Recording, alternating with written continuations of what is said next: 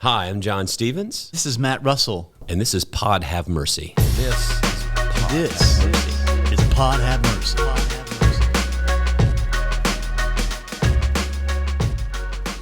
All right, can we start? Can we just complain? Can this just be a venting session? This is the have mercy of the first part. This is God have mercy. So today, Matt, I don't know about you. I think I have like hashtag COVID fatigue. Yeah. I'm just, every week we come in and it's a whole new topic around COVID. I was looking in the last couple of days, like things we could be talking about, maybe to mix it up. And so I go to New York Times, Wall Street Journal, Washington Post, Christianity Today. every news outlet that there is, and the first 20 articles are this or the economic bailouts related to this or some partisan arguing related to this. I'm just worn slap out. What'd you say? Worn slap out. You never heard that? No, I've never heard. Is that a Georgia term? I don't know. I thought everything was everything we say in Georgia is what everybody says. It should be worn slap out. You don't say worn slap out? I've never heard that term in my life. Where are you from originally? I'm a Texan. What part of Texas? Like Dallas? Because I know. I'm big city? Yeah. I'm going to call you Big City. Big City. That's your new nickname. Matt Russell, Big a.k.a. Big City. Yeah, Carrollton, Texas. Where is that? That's just right outside of Dallas. Big City. That's like when you're from Atlanta and you go, "Oh, I'm from Decatur." That's Atlanta. That's Atlanta. Yeah. Yeah. All right, Big City. So I don't know. How are you feeling about all that? I feel the same. I kind of have fatigue and kind of the stress of just kids and economy and church and folks that are kind of melting down in the middle of it. It's all kind of a perfect storm that doesn't. Yeah, it just is fatiguing. So I want to talk about the ways the church really needs to live in a countercultural way. Yes. From all the pressure that's coming to the reopening stuff. Yes. But before we do that, tell me the thing about milk coming to the food pantry. Oh yeah. It's like Borden is. Yeah. So Borden is going out of business, and they still have this like inventory and kind of a pipeline stuff that they're and so Suzanne Harder got a call a couple weeks ago from the food bank saying, "Hey, can y'all deal with some milk?" And so we were like, "Yeah." Yeah, we're serving 350 families a day. Yeah. So milk is great. It's phenomenal. So yeah, that's it's incredible. It's like a lot, right? A lot. I forget how many gallons. She told me yesterday, and I felt like she added a zero. It felt like it was so. It was like thousands or some. It was a crazy number. Yeah, it's crazy. I was on a call last week after we met, and I shared some of the notes. It was really fascinated. Dr. Mark Boom was with us on one of the episodes that we did several weeks back, and was really, really helpful. I think a lot of people found it very helpful. But just one or two things that I thought were pretty interesting is when you are crisscrossing people in large venues, that's very different than going to a restaurant, 25% capacity.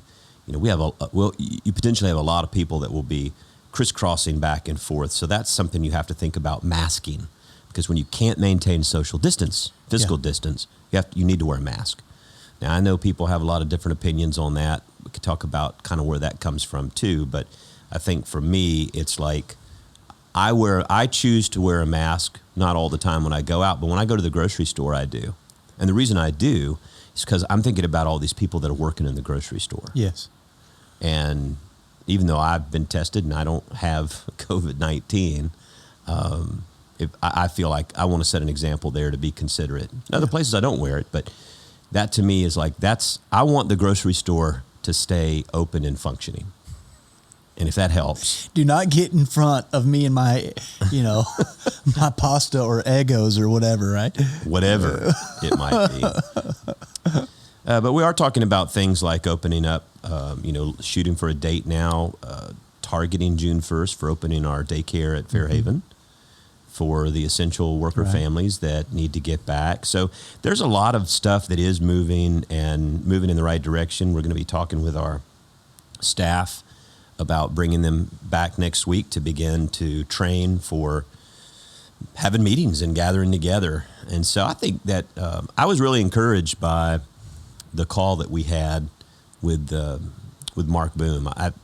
It made me feel like, okay, things are moving in the right direction. This is still a real thing, but at least we see some light coming. And he did say that he thinks the summer could be a very light season for this because the heat does knock these viruses out or down somewhat. And there's no hotter place for you to be. You're in a good place than Houston. So if the heat's going to knock it down, this is going to be a good place to be. Yeah. Yeah. I was, when you shared the notes from that call, when I opened the document, I was thinking it was going to be really different. I thought he was going to say, actually, we need to, it's going to be, June, July, August, September. We really need to be thinking about beyond that. And I was like, oh, the data is showing something really different. It's trending in the right direction. He was cautiously optimistic about kind of the June 1 stuff and said, the next 2 weeks are really important because of, to see how the numbers go, but it looks like we're heading in the right direction. And to be clear, David Callender, who's the head of Memorial Hermann, was also on another call last week. They still are recommending no venue gatherings as of right now. Yes. But we're going to be on another call at the end of next week as we get to the end of May. And he said if the numbers look like they're looking now, if they still look good with the continued loosening of restrictions, then he would be okay with saying, hey, if you want to set up a physically distanced situation in the sanctuary and you wanted to come together. But it's going to be important for people to realize that we will move through that in phases or with benchmarks. And so day one is not going to be maybe what you expect. Yeah, it's not the light switches. It may be hyper vigilant. There's a picture that somebody sent me of a concert, and this is a concert in Germany. It's a beautiful theater, but look at the socially distanced or the physically distanced audience. Look how few people are there for this concert. And then do you have the picture from, Second Baptist opened on Mother's Day, which is great. That was decision. Their sanctuary will seat 5,000 people, and you can see it's a very small crowd that was in that worship service on Mother's Day at Second Baptist. So, I think even if you can open up, legally you can open up, not everybody is ready to go back yet. Yeah. Not everybody's ready. Well, I've seen a lot of surveys too. There've been we haven't done a survey at Chapelwood, and we might do one just to say, hey, here's how we're going to do it, and would you come for that? And some people are going to say, I'm not going to come if I have to wear a mask the whole time. That's fine if they want to continue to watch online. But the first 2 weeks that we worship, we may say, we're going to ask you to wear a mask while you're here. And then in 2 weeks, if everything looks good and we've learned our protocol, then when you get to your pew, you can take your mask off on the way in and out. And that's one thing that the doctors talked about is there is how did they phrase it? There's a big difference between acceptable risk and producing risk. Is that the way it was referred to? Yeah, accepting the risk and producing the risk. And so what they mean by that is when you make a decision to go to the grocery store or a restaurant, you are accepting the risk. It's worth the risk for you to get whatever it is that you're going to get. I need to get groceries. I'm willing to accept the risk of being infected, whatever I need to do. Right. But the difference with that is, yes, people who come to church would be accepting the risk, but we as the church are now producing the risk. We're going to put on an event on a large venue scale that could potentially produce risk. And so we have to just make sure we phase into that very carefully. And there's some churches there was a church in California, they say they're not going to meet until January. And I know some churches here locally that are looking at least through maybe the end of the summer. Yeah. California is an interesting deal, right? The UC system decided to hold all of their classes online. Yeah, the Cal State University system, one of the largest in the country. Yeah. And so, like writ large across the whole state, they're shutting it all down and putting it all online. So, well, in OU, Oklahoma, University of Oklahoma, my daughter goes there and got an email that if you are in a class of 40 or less, they will move them to a larger space venue, and they'll distance them out. But if you are in a class that's over 40, that class will be virtually done online. Wow. Even though they'll still be living on campus. So every freshman class is going to be online. Right? At a church like Oklahoma, yes, because it'll be intro to psychology with 350 people. Yeah, in the closest auditorium. Friends. Yeah, and so you have to do it on Zoom, and it's fascinating though. The technology, Maddie just had to. I didn't even know she had it. She had this. It looked like a remote control, and it was a digital Bluetooth thing that connects to her computer when she's online virtually. And it has questions and answers, and she logs that she's in, and she has like ABCD. It's like a 21st century Scantron. It's cool. Yeah, yeah. What they're doing digitally with online classes is kind of bananas. I really feel. I know you're always going to have, like, if we came back and said, all right, we're going to totally reschedule what times our worship services are on Sunday mornings. You'd have people that would go, yeah, I don't like that, but they would completely understand. Absolutely. You know, I mean, you could take all of the untouchable, what do you call them, the third rail issues, and just put them in the pot and shake them up and say, here we go. Yeah, yeah.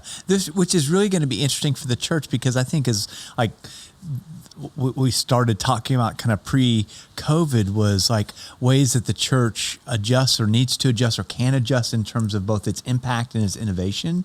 And this is giving us a chance to say, like you've said before, what are the things that are really core to who we are? And what's the other stuff that we can actually shift? And maybe there's horizons that open up for us in terms of what it means to be the church of Jesus in this culture in different ways, you know? So what have you been taking for granted lately? Yeah, I'm asking you. I just pulled it right out. You did. And threw it and lobbed it in the middle. Just a little hand grenade. At least I have a heads up now. I know something you didn't know, which is good. I'll tell you mine while you're thinking about it. Yeah. I think I say taken for granted lately. I think I took it for granted before. But I'm processing now. I mean, little things like, you know, someone in the church they go away for the summer, and they sent me a text and said, hey, we're leaving this week. Do you have time to get together for lunch before we go? And I'm going, well, we can't really get together for lunch. Right. I have 3 Zoom calls at noon, but it's like it never crossed my mind that can we do that? And then she's like, well, could we, you know, and I'm starting to think, okay, I take for granted these, hey, let's just get together for lunch. Hey, let's get together for drinks. Hey, let's meet up at 3, you know, like with our worship community pastors. We used to just meet every month at 3:00 on the first Thursday for a few hours and gather together and catch up. And it's like, those are the things that I think I took for granted. They became routine. They became ordinary. Sometimes I would dread them. You know, I mean, I enjoyed them, but, you know, it's just like another thing on your schedule. And now I just long for the dread, that kind of community to just hook up with people and just chew the fat. And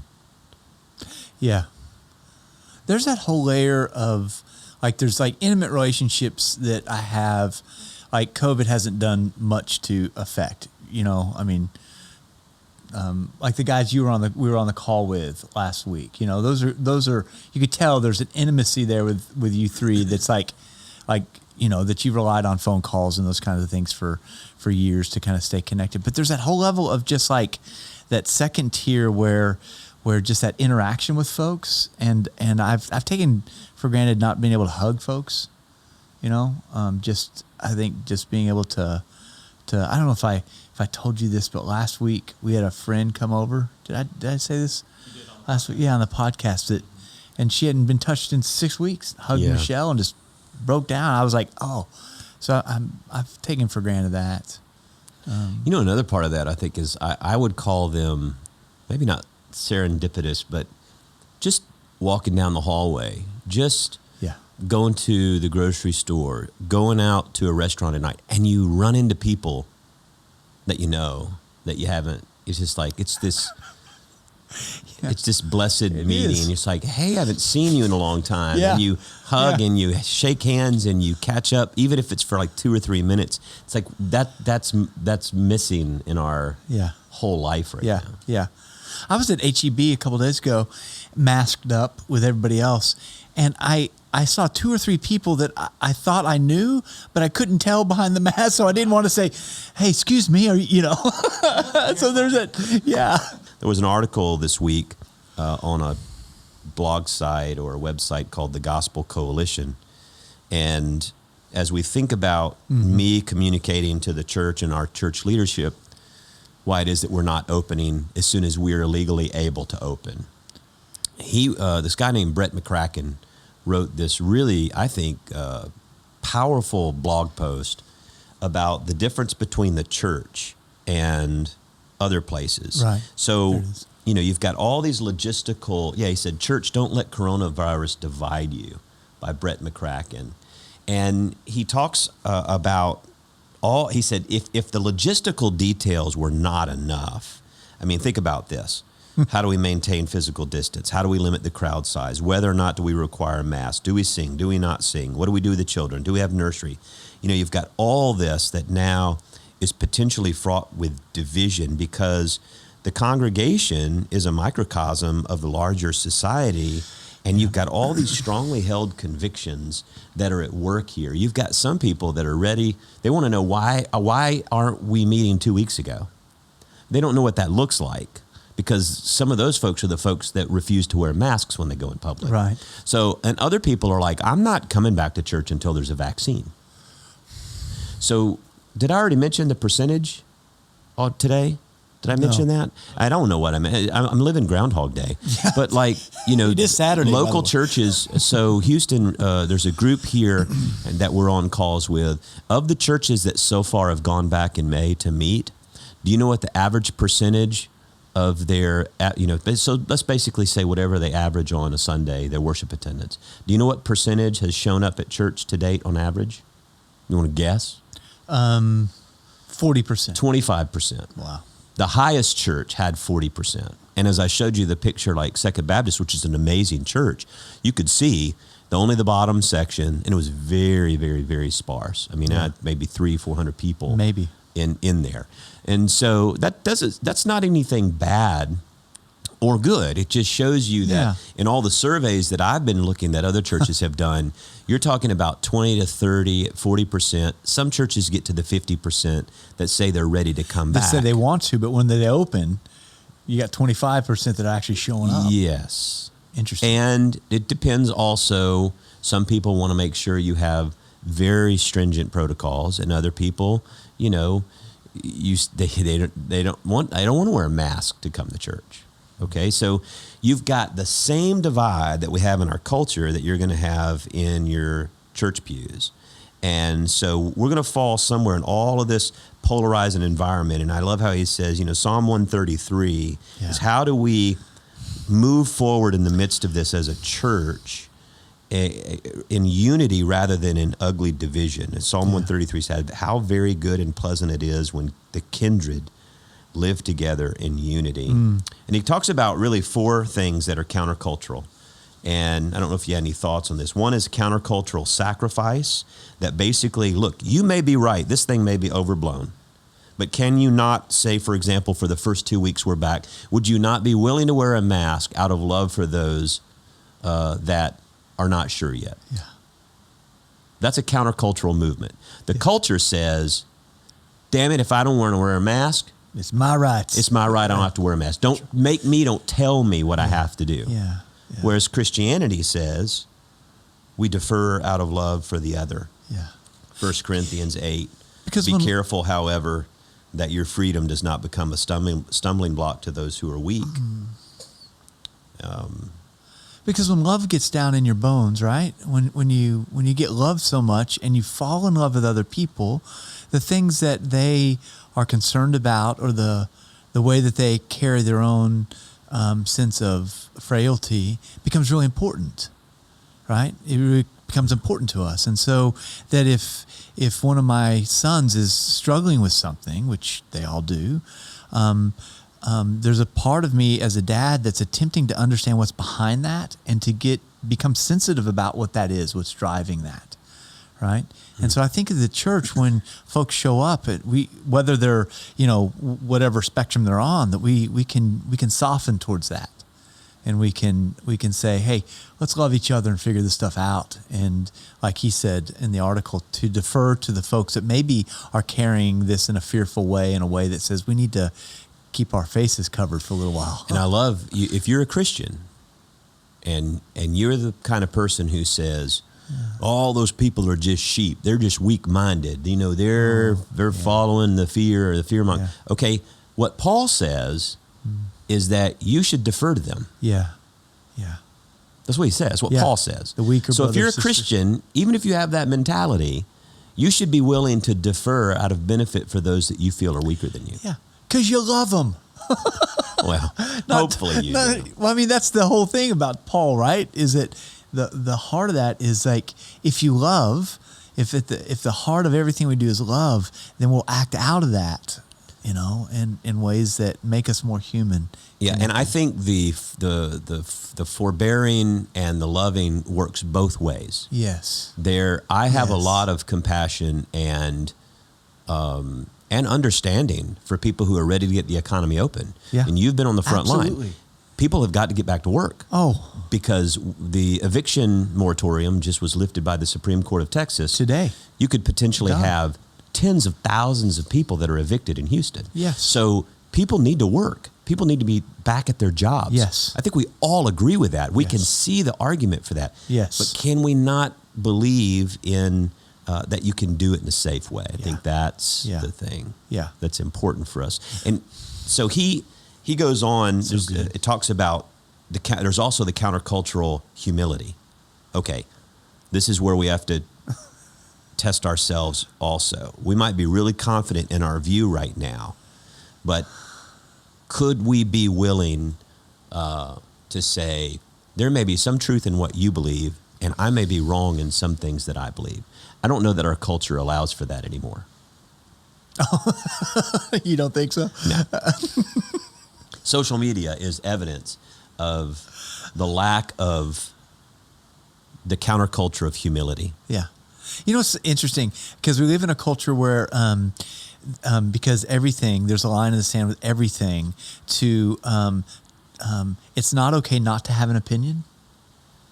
It's not okay to say, I don't know, I'll defer, right? Everything has to be turned into, and then once it's turned into up, down, right, left, black, whatever the colors and sides, then we can pigeonhole folks. And I think that's a way, there's almost a demonic sense in which that division is not about God. And so when the church says we're not going to trade in those kinds of divisions anymore, we're going to love each other and we're going to figure this out as family, it becomes deeply countercultural just to hold open space for each other, right? Oh, and that becomes a resistance towards the kind of the demonic that says everything has to be winners or losers. Well, I'm right, you're wrong. So.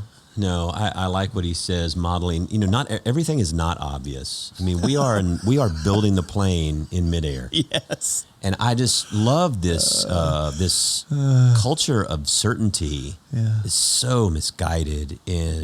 I did something a day or two ago. First time I've done this in a long time. I unfriended someone from Facebook. Not because they said anything to me. It was just, I have gotten to the point where I will, how you can hide things but still follow people, but you don't see their posts anymore. Man, I've done that to a lot of people, which is, you may be answering the questions of some folks of why I haven't responded to their posts.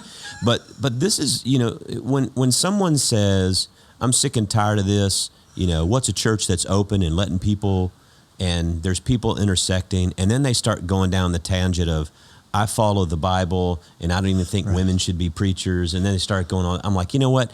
I don't have to do this anymore. Bye-bye. I'm done. Coronavirus has given me the freedom to say, I'm not. Look, I love you in Christ Jesus. We don't see the same way, and I don't need to see that. And I don't just want to hide it and know it's back in the background. I'm like, if that's what you're going to be posting, I don't need to be a part of that. There's a place and a space for you. I love you in Christ, and you can have those views, and there are people that have those. I shared some crazy stuff with you from independent fundamentalist Baptist churches, and some of the stuff they believe is anathema to me. Yes. But, I let them do what they do. You go do what you do, but I don't have to do it. No. And I don't have to be tied to it, and I don't have to, I don't have to get in your way, but I don't have to be a part of it. You know what I love about this is that, like, this is going to end sometime, right? Mm-hmm. This is a season.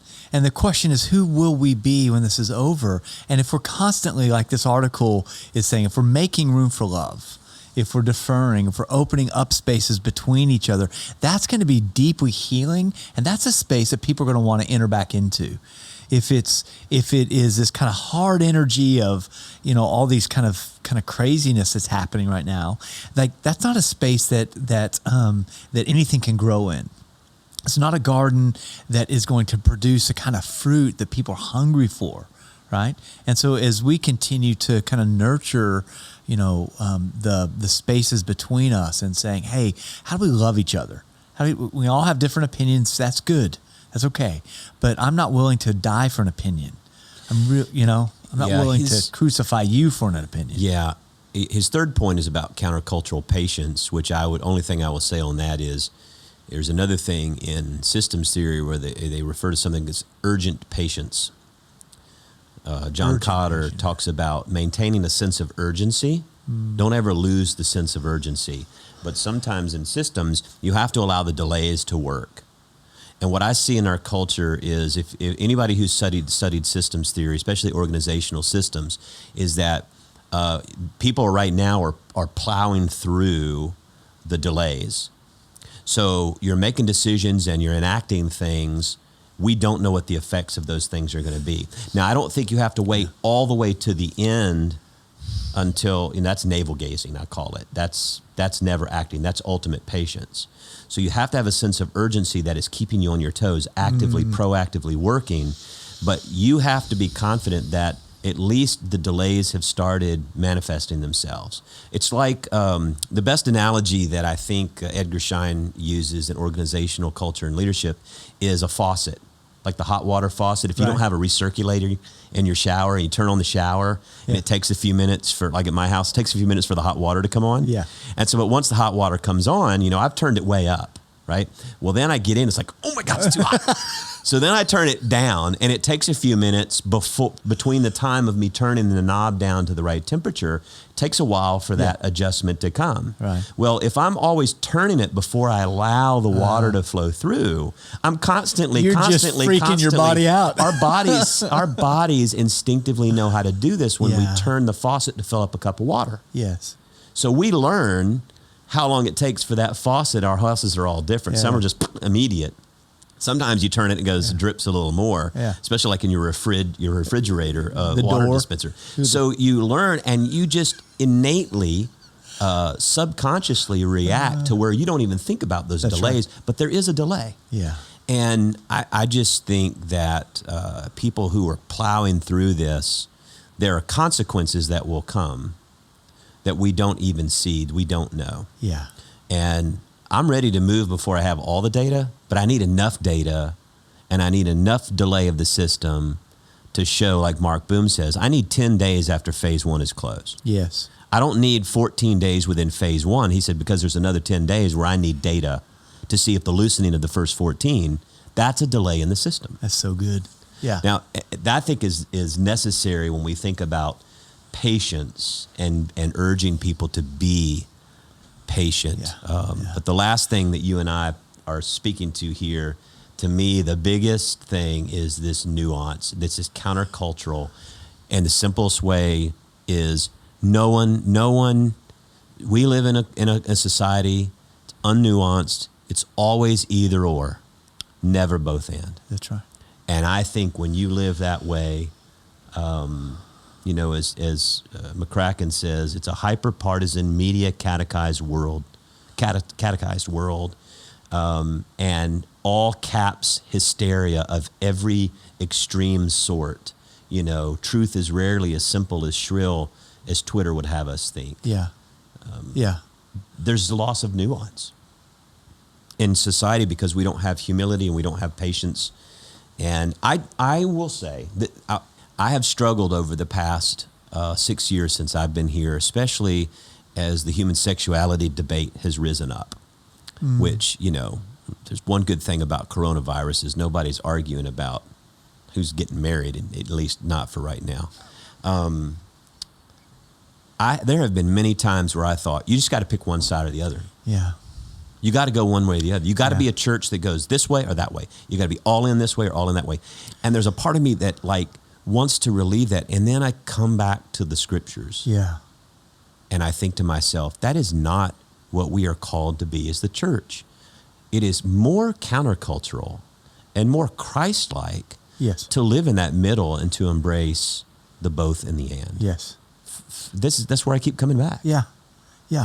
I wonder if that's like he says, I think at the end that nuance is often when you have kind of patience and humility that sit together. And I also think I would add, and maybe that's a part of that, which is also curiosity. Like to get curious about what's happening or why a person holds a certain belief, not as a way of defending, but as I hold kind of patience and humility and curiosity together and they dance together inside of me, then I can begin to be much more open to folks that think differently, you know? And I think this is the question for me is, can the church create a place for actual human beings to exist? Can we hold space open for humans, right? Because we're all messed up. We all have a confluence of these tensions that live in us. And my inability to put up with another person's tension is just like you were talking about, that's a mirror to myself as well, right? And can we treat each other with love, patience, humility, nuanced as a way of holding open space to say we're human. We're going to work this out, and we're going to be a place at Chapelwood that continues to work out our humanity together in the gospel. I dream of a church where, you know, there can be a diversity of thought. There can be conservatives and people who are more liberal. There can be Republicans and Democrats. You know, those terms, as we've discussed, are not terms that are ever mentioned in the Bible. Those are not definitions that the Bible is aware of. They're not categories that... No, they're not. And, you know, when people want to start getting even into biblical interpretation, it says, well, the Bible's really clear on this issue of homosexuality. Well, it's also clear on divorce and remarriage. But we accommodated for that. And when I say accommodated, I don't mean that in a bad way. No. We did it for the purpose of grace and love. Yeah. And I always tell people, you know, I think there's a lot of things that are a part of the world right now that I don't know that that's really the way God drew it up on the whiteboard at the beginning. Yeah. But that's kind of like everything. And I love that as an organization person that God has a whiteboard that he's working on. I love that. But, you know, God's classy. God's probably got like a glass board. Yeah, glass board, that's right. At the Google campus, you know, a big glass board. I mean. Put a bow on it, John. Matt. Yes, John. Today was potpourri day. I don't know if it smelled that good, though. You're being really That's actually really nice. I like that. Now, next week, that's right. Do we have Dr. Cleve Tinsley? Dr. Cleve Tinsley will be who's going to be with us here. He will be with us. And we're going to talk about racial reconciliation, and we're going to talk about COVID, and we're going to talk about all sorts of things. Yeah. He's an amazing guy. Yeah. He's a public intellectual and with a pastor's heart. So he kind of moves in those kind of crazy streams that we like, you know, that he'll push us, I think, beyond where I'm comfortable often. That's what his friendship does to me. But then he also brings it back to the heart of the gospel where I think, okay, So it's, I think well, that'll be fun. I'm looking forward to that.